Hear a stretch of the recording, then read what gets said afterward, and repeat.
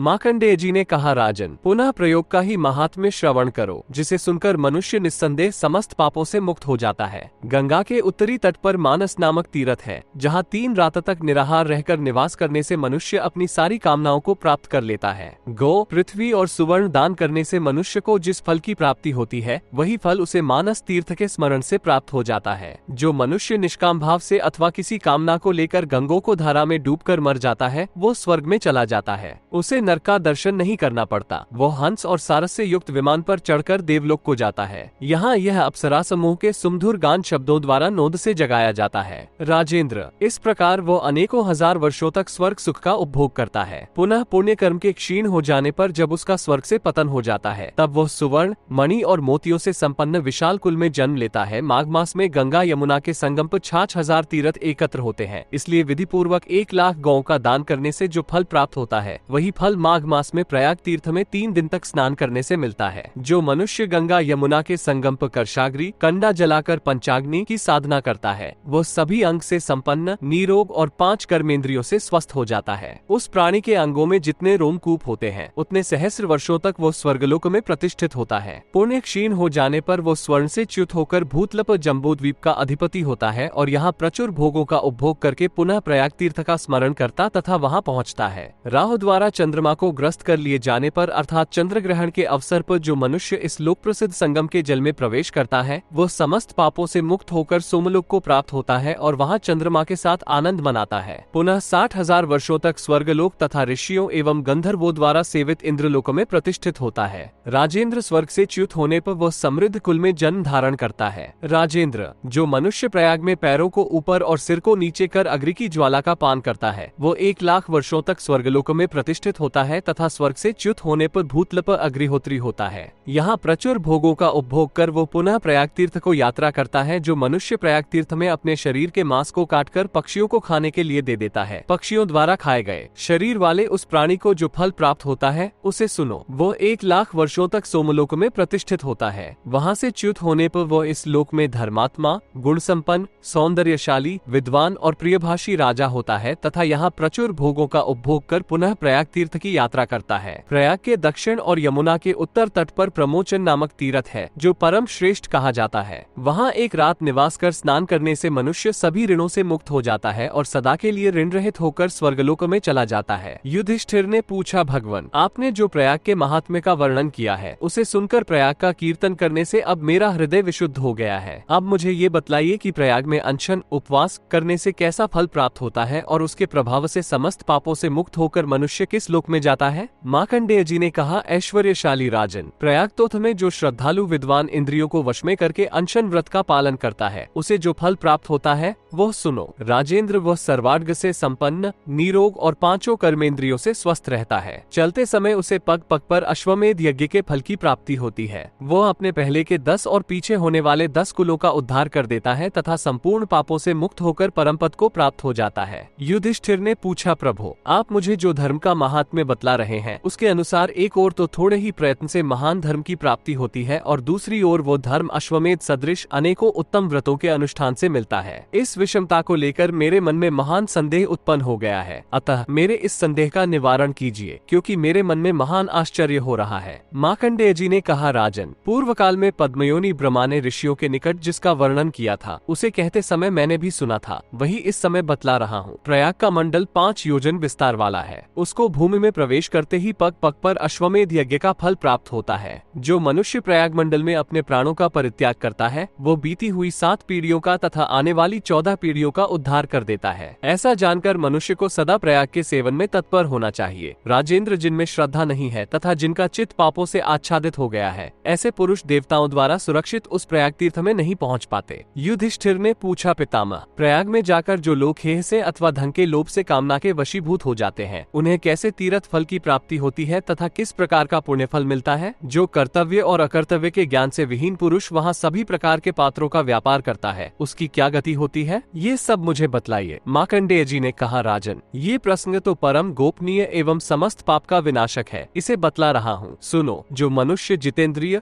श्रद्धायुक्त और अहिंसाती होकर पवित्र भाव से नियम पूर्वक 1 मास तक प्रयाग में स्नान करता है, वह समस्त पापों से मुक्त हो जाता है और परम पद को प्राप्त कर लेता है। अब विश्वासघात रूप अनुरूप पाप करने वालों को प्रयाग में आने पर जो फल मिलता है उसे सुनो। वो यदि प्रयाग में तीनों प्रातः, मध्याह्न, सायं वेला में स्नान करे और भिक्षा मांगकर भोजन करे तो निस्संदेह 3 महीने में उस पाप से मुक्त हो सकता है जो मनुष्य अनजान में ही प्रयाग की यात्रा आदि कार्य कर बैठता है। वो भी संपूर्ण कामनाओं से परिपूर्ण होकर स्वर्गलोक में प्रतिष्ठित होता है तथा धन धान्य से परिपूर्ण अविनाशी पद को प्राप्त कर लेता है। इसी प्रकार जो जानबूझकर नियमानुसार प्रयाग की यात्रा करता है वो भोगों से संपन्न हो जाता है तथा अपने प्रपितामह आदि पितरों का नरक से उद्धार कर देता है। तत्वज्ञ, तुम्हारे बारंबार पूछने के कारण मैंने तुम्हारा प्रिय करने के लिए इस धर्मानुकूल, परम गोपनीय एवं सनातन अविनाशी विषय का वर्णन किया है। युधिष्ठिर बोले, मुने, आपके दर्शन से आज मेरा जन्म सफल हो गया और आज मैंने अपने कुल का उद्धार कर दिया। मुझे अत्यंत प्रसन्नता हुई है तथा मैं अनुग्रहित हो गया हूँ। धर्मात्मन, आपके दर्शन से आज पाप से मुक्त हो गया हूँ। भगवान, अब मैं अपने को पाप रहित अनुभव कर रहा हूँ।